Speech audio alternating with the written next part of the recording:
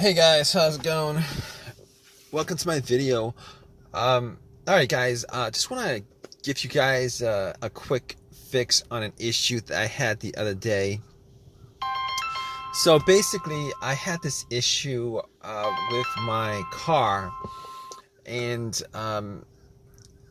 this came out of nowhere. Actually, the car was like driving fine for most of the day, and went to a McDonald's to get something to eat. Came out about 30 minutes later, got into my car, and tried to start it, and it was not starting at all. There was no crank. There was no. It was, but everything else worked inside the car. I mean, I was able to, you know, the alarm worked. The alarm worked. Well, the remote worked. The all the lights on the dash worked. The blower motor works. Like everything worked as normal, except that it would not crank. It would not start up. It would not crank. So that was a bit of a, an annoyance, a frustration that I was dealing with, and I was like, okay, this, this car has been pretty good. I've had virtually no issues with it. It's driven fine. There's no check engine light. Haven't had any issues with it since I had it. And all of a sudden, this came up where, out of nowhere, out of the blue, it just would not start up. So, I was a bit annoyed by it, but I had to solve the issue. So what I did was I turned on my headlights and went out just to see how bright the headlights were, because I wanted to gauge how much charge was in the battery. Maybe the battery had, maybe I need to change the battery or something. But the headlights were like super, super, super bright. So at that point, I was like, maybe it's not the battery, because I mean, for headlights to be that bright, there should be enough charge in the battery for me to do a slow crank. I should be hearing like some kind of crank, some kind of slow crank, but did not get any of that. So that had me scratching my head. I went back into my car, and pretty much what I did was, I was thinking that it could possibly be the brake switch. So what I did was, I have this little. It's called a brake lock, where it locks the brake, but it's like for security reason. But I use that to push the brakes, and then went out to see whether the brake lights were working, and the brake lights were working just fine. So I knew that it wasn't the brake switch that was the issue, which I kind of thought it was, but it wasn't. So after that, what I did was, I checked the battery, just to make sure, whether, the terminals were good, clean, etc., etc. Now, what I did notice was that the terminals were a little bit corroded. There was some white bluish stuff on there. So I had my Coke that I got from McDonald's, poured the Coke on the terminals, and had some napkins to clean it up. Now, the terminals were not super super tight. They were tight enough that I don't think that was the issue with it. So it was tight enough. I took the terminals off, poured some Coke on it, cleaned it with napkins, popped it back in, and for sure I thought that would actually fix the issue. Try to start it, it would not crank. Same situation, would not crank, would not start. So outside of that, I was like, okay, let's check the ground wire. The main ground wire, if you guys don't know, is the negative cable. Normally it hooks up to the frame of the car. So I was looking at the ground wire just to see whether there was any kind of just to see whether it was corroded, disconnected, rusted, or anything like that. There was a little bit of rust, but nothing that I thought would affect the electricity going to the battery to the car. So I was able to rule out that. So at that point I was like, let me rule out the battery completely, because I'm not wasn't 100% sure whether it was the batteries that was the problem. So I had somebody help me out with a jump. Had the cables on there for a good couple minutes, maybe like a minute, and then try to crank it. Normally, it should crank at least a little, with it hooked up, and it did not crank at all. So because it didn't crank at all, I knew 100% that it was in the battery. At that point, I ruled out the battery, the ground wire, and I also ruled out the alternator being the issue. Because normally, if the alternator wasn't charging the battery and the battery is completely dead, the test for the alternator is if you put wires to the terminals, it should jump the alternator and then have and then it should at least crank up. And once you take the cables off, the car would die. So at that point, I could rule out the alternator. I could rule out all those things at that point. So basically, what I did was I got back to my car and I'm like, I was still hoping that there was a really simple fix to the problem.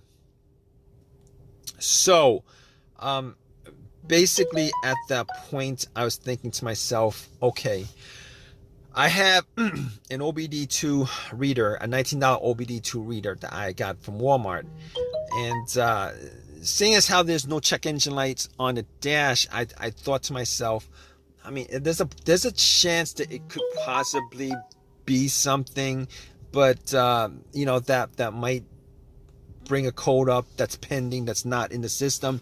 So what I did was I hooked the OBD2 up and made sure that it actually went through and scanned the whole entire ECU, which it did. It scanned the whole entire ECU. No codes popped up, no pending codes, nothing at all.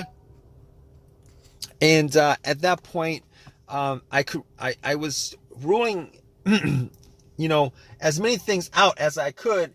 And at that point, I ruled that out. Okay, so after that, I was thinking to myself, there's a couple other things it could be. It could be possibly be the fuses or the relays. All right, so I got to the box where the fuses and relays are and checked out all the fuses just to make sure that there were no blown fuses or anything like that. And checked out to see whether there was any kind of brownish tint on any of the top of the fuses. There was none. Didn't smell anything that was burnt. And then I recalled that there were two situations where I've experienced where the fuses caused my car not to start. And this was cars that I've had previously.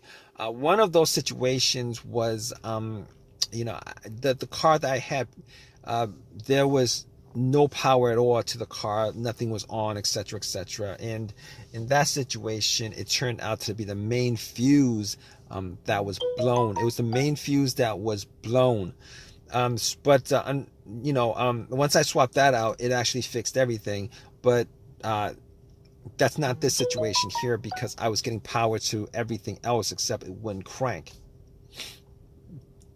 It wouldn't start, it wouldn't crank. So that was in the situation. The other situation where where there was a fuse issue that caused no start was the car would crank but it wouldn't turn over. It would crank but it wouldn't turn over, and that fuse turned out to be either the CPU, the fuse to the CPU, or the fuse to the fuel pump. Now that unfortunately wasn't the quick fix for this car, because there's no cranking. This car is not cranking. It's not cranking at all. So that wasn't the problem. At that point, I was thinking to myself, all right, we've eliminated a lot of things. Let's go with the next most obvious thing, which is the relays.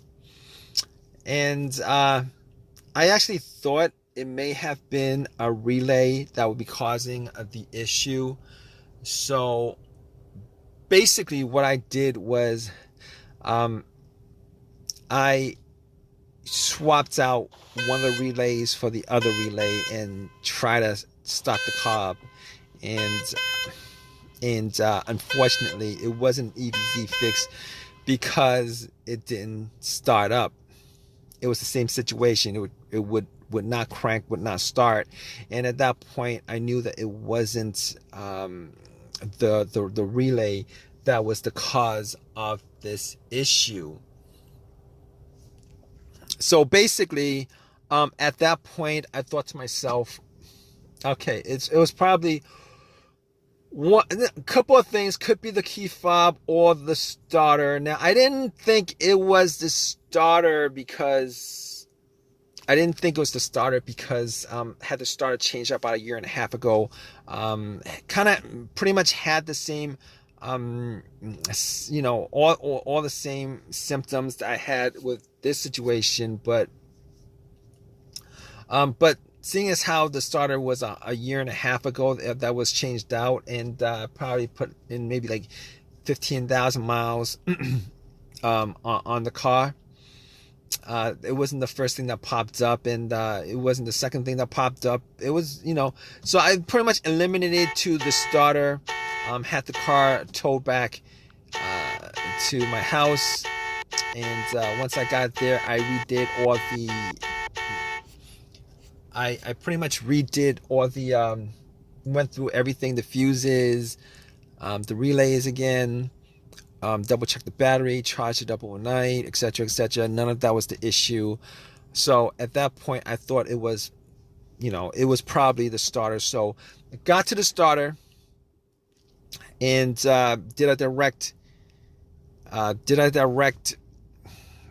jolt to it, where I actually put the positive of the battery, got another wire, put a positive of the battery to the, and try to jump the starter, and the starter was completely dead, would not jump. At that point, I knew like 99% was the starter. Took it out, went to AutoZone, had them tested it, and it was definitely the starter that was the problem. And because the starter was warranted had a lifetime warranty on it, got another free starter, popped it in, and it worked. And it's been working ever since. So if you guys are stuck in this situation where you guys are looking for a fix for it, there's a good chance that probably one of the things that I went through in this video could possibly fix your situation. Hopefully it's not the starter where you're stranded until you get the starter changed up. Anyway, if this has helped you guys out anyway, please leave give me a positive feedback. Please subscribe. Please comment if you guys have any comment on this video. All right, guys, take care.